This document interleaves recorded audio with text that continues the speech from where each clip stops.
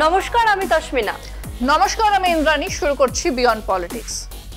জঙ্গিদের ঘাঁটি, পাকিস্তানের মাটি।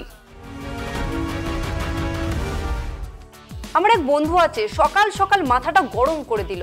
কেন রে, কি করেছে? গালিগালাজ করেছে নাকি? আরে সেসব করলে তো এত রাগ হতো না, রাগ তো অন্য কারণে। কি করেছে রে? আমার নামে একজন উল্টোপাল্টা বলে বেরিয়েছে। কোথায় সেই লোকটাকে আমার বন্ধু দু এক কথা শুনিয়ে দেবে তা না, উল্টে আমায় ফোন করে বলেছে তুই কিছু বলিস না। রাগ হওয়া স্বাভাবিক, ভারতের এখন তোর মতোই অবস্থা। কেন, ভারতেরও কি এরকম বন্ধু আছে নাকি? আছে তো, আমেরিকা। ভারত তাকে বন্ধু বলে মনে করে, তারাও দাবি করে ভারত তাদের বন্ধু। কিন্তু আমাদের ওপর এত বড় আক্রমণ হলো, আমেরিকা সরাসরি পাকিস্তানকে কিছুই বলছে না, উল্টে ভারতকেও সংযত হতে বলছে। অমিত শাহ তো স্পষ্ট করে বলেছেন কাউকে ছাড়া হবে না, মোদিজিও তাই বলেছেন। হ্যাঁ, দেশের ওপর আক্রমণ হয়েছে, দেশ বদলা তো নেবে, কিন্তু আমেরিকা হঠাৎ ভারতকে বলছে শান্ত হতে, ঠিক তোর বন্ধুর মতো। সে কি? তা শুনলাম ডোনাল্ড ট্রাম্পও নাকি আবার পাকিস্তানকে নিজের বন্ধু বলেছে। ঠিকই শুনেছিস, বলেছে দুই দেশই আমার বন্ধু। এত বড় সন্ত্রাসবাদী হামলা চালালো পাকিস্তান, তারপরও ডোনাল্ড ট্রাম্প বন্ধু বলে ডাকছেন। সত্যিই বড্ড গোলমেলে। গোলমাল আরো আছে, এই দেখ। পহেলগাম সন্ত্রাস হামলার পর ভারত ও পাকিস্তানের মধ্যে উত্তেজনা বাড়ছে। এই প্রেক্ষাপটে আমেরিকার প্রতিরক্ষা সচিব পিট হেগসেথ ভারতের প্রতিরক্ষা মন্ত্রী রাজনাথ সিং এর সঙ্গে ফোনে কথা বলেন। তিনি বলেন, ভারতের আত্মরক্ষার অধিকারকে আমেরিকা পূর্ণ সমর্থন জানায় এবং সন্ত্রাসের বিরুদ্ধে লড়াইয়ে ভারতের পাশে রয়েছে তারা। সেই ফোন আলাপে রাজনাথ সিং স্পষ্টভাবে বলেন, পাকিস্তান দীর্ঘদিন ধরে সন্ত্রাসবাদী গোষ্ঠীগুলিকে প্রশিক্ষণ, অর্থ ও আশ্রয় দিয়ে এসেছে। তিনি আন্তর্জাতিক মহলের উদ্দেশ্যে বলেন, এই ধরনের নৃশংস হামলাকে স্পষ্টভাবে এবং এক বাক্যে নিন্দা করা উচিত। এদিকে মার্কিন বিদেশ সচিব মার্কো রুবিও ভারত ও পাকিস্তান উভয় দেশের নেতৃত্বের সঙ্গে কথা বলেন। এস জয়শঙ্করের সঙ্গে ফোনালাপে তিনি পহেলগাঁও হামলা নিন্দা করেন এবং দোষীদের বিচারের মুখোমুখি করার আহ্বান জানান। পাকিস্তানের প্রধানমন্ত্রী শেহবাজ শরীফকেও তিনি তদন্তে সহযোগিতার অনুরোধ করেন। অথচ ডোনাল্ড ট্রাম্প দুই দেশকেই নিজের বন্ধু বলে ঘোষণা করেছেন। সব মিলিয়ে পহেলগাম কাণ্ডের পর আমেরিকার অবস্থান আসলে পাকিস্তানের বিরুদ্ধে কিনা তা নিয়ে সন্দেহ বাড়ছে। ডোনাল্ড ট্রাম্প নরেন্দ্র মোদীকে নিজের বন্ধু বলেন, তাও পহেলগামের মতো ঘটনায় সরাসরি পাকিস্তানের বিরুদ্ধে আঙুল তুলছে না কেন ট্রাম্প প্রশাসন? কদিন আগেই পাকিস্তানের প্রতিরক্ষা মন্ত্রী খোয়াজা আসিফ বলেছেন, আমেরিকা ও পশ্চিমের কথা মতোই সন্ত্রাসবাদের মতো ঘৃণ্য কাজ ৩০ বছর ধরে করে আসছে পাকিস্তান। সেই মন্তব্য নিয়েও পাকিস্তানের বিরুদ্ধে কোনো পদক্ষেপ করছে না কেন আমেরিকা? এখন এই যুদ্ধ পরিস্থিতিতে ভারত আরব সাগরে নৌমহড়া শুরু করেছে। ভারতীয় নৌসেনা গুজরাট উপকূলে মিসাইল পরীক্ষা চালাচ্ছে। পাশাপাশি নিয়ন্ত্রণ রেখাতে বিনা প্ররোচনায় গুলি চালিয়ে যাচ্ছে পাক সেনা। সংযত কিন্তু উপযুক্ত জবাব দিচ্ছে ভারতীয় সেনাও। প্রধানমন্ত্রী নরেন্দ্র মোদী, প্রতিরক্ষামন্ত্রী, জাতীয় নিরাপত্তা উপদেষ্টা, সেনা প্রধান এবং ৩ বাহিনীর প্রধানদের সঙ্গে বৈঠক করে সেনাবাহিনীকে সম্পূর্ণ অপারেশনাল স্বাধীনতা দিয়েছেন। অর্থাৎ ভারতের পাল্টা পদক্ষেপ কী হবে তা সেনাবাহিনীই ঠিক করবে।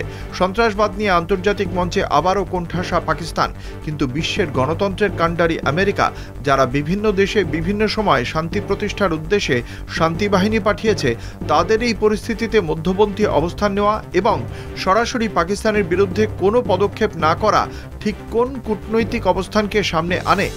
এই পরিস্থিতিতে আমেরিকার ওপর পাকিস্তানের বিরুদ্ধে পদক্ষেপ করার জন্য কিভাবে কূটনৈতিক চাপ বাড়ায় ভারত, সেদিকেই নজর দেশবাসীর। আমেরিকার উচিত পাকিস্তানকে কড়া জবাব দেওয়া।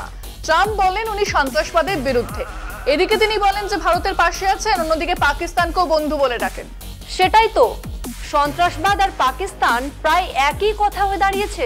আরে সেটা আজ থেকে নয়, পাকিস্তানের জল হাওয়ায় ফুলে ফেঁপে উঠেছে জঙ্গিরা। পাকিস্তান জঙ্গিদের হোম সুইট হোম। ওরা কি বোঝে না যে এতে ওদের দেশের মানুষেরও প্রাণ যায়? ওদের দেশের মানুষ হয়তো বোঝে, কিন্তু ও দেশের সেনা, ও দেশের সরকার সবাই জঙ্গিদের সরাসরি মদত দেয়। হ্যাঁ, কদিন আগে তো ওদের এক মন্ত্রী স্বীকারও করে নিল। হ্যাঁ, খোয়াজা আসিফ, পাক প্রতিরক্ষা মন্ত্রী, নিজে মুখে স্বীকার করলো ৩০ বছর ধরে সন্ত্রাসবাদকে প্রশ্রয় দিচ্ছে পাকিস্তান। পাকিস্তানি জঙ্গিদের লিস্টটা তো কম নয়, তার উপর বাদুর আর্মি। যা বলেছিস। আরে ওদের সেনাবাহিনীর ব্যাট আর্মি নিজেই সন্ত্রাসবাদী। আর যদি জঙ্গিদের কথা বলি, শুধু ভারত তো নয়, পাকিস্তানে আশ্রিত জঙ্গিরা গোটা বিশ্ব জুড়ে একের পর এক সন্ত্রাসবাদী হামলা চালিয়েছে। সেটাই তো, তারপরেও ট্রাম্প বন্ধু বলবে? আরে আমেরিকা, ইউরোপ কেউই পাকিস্তানের সন্ত্রাস থেকে পার পায়নি। এই দেখ। পহেলগাঁওয়ে সাম্প্রতিক জঙ্গি হামলার পর পাকিস্তানের সন্ত্রাসে মদতদানের অভিযোগ ফের সামনে এসেছে। সরাসরি স্বীকারোক্তি এলো পাকিস্তানের প্রতিরক্ষামন্ত্রী খোয়াজা আসিফের কাছ থেকে। তিনি কার্যত মেনে নিয়েছেন পাকিস্তান সন্ত্রাসবাদে মদত দিয়ে এসেছে। ভারতের দীর্ঘদিনের অভিযোগ এবার পাক মন্ত্রীর বক্তব্যে আরও জোরালো প্রমাণ পেল বলে মনে করছে কেন্দ্রীয় সরকার। শুধু ভারত নয়, সারা বিশ্বের একাধিক জঙ্গি হামলার পেছনে পাকিস্তানের যোগ রয়েছে।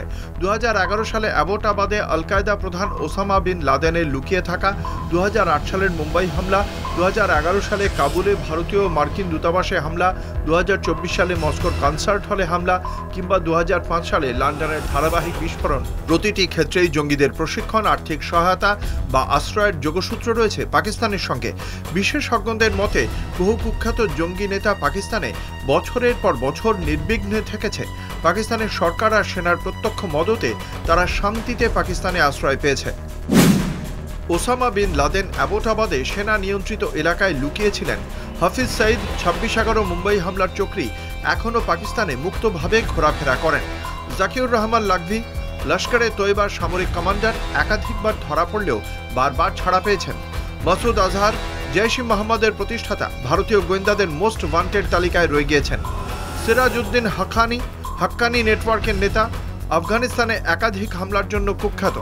দাউদ ইব্রাহিম 1993 মুম্বাই বিস্ফোরণের মূল অভিযুক্ত, এখনও করাচিতে পাক সেনার আশ্রয়ে রয়েছেন বলে দাবি ভারতীয় গোয়েন্দাদের। এছাড়াও 2016 সালে বাংলাদেশের ঢাকায় হোলি আর্টিজান ক্যাফেতে হামলা চালানো জেএমবি জঙ্গিদেরও পাকিস্তানের আইএসআই ও কূটনীতিকরা আর্থিক ও প্রশিক্ষণ সহায়তা দিয়েছিল বলে তথ্য উঠে এসেছে।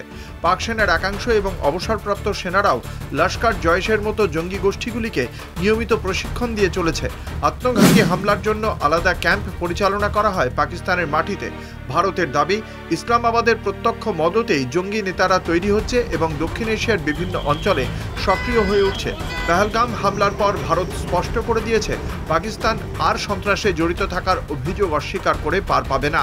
গোটা বিশ্বে জঙ্গি নেটওয়ার্কে পাকিস্তানের ভূমিকা তুলে ধরাই এখন ভারতের কূটনৈতিক লক্ষ্য।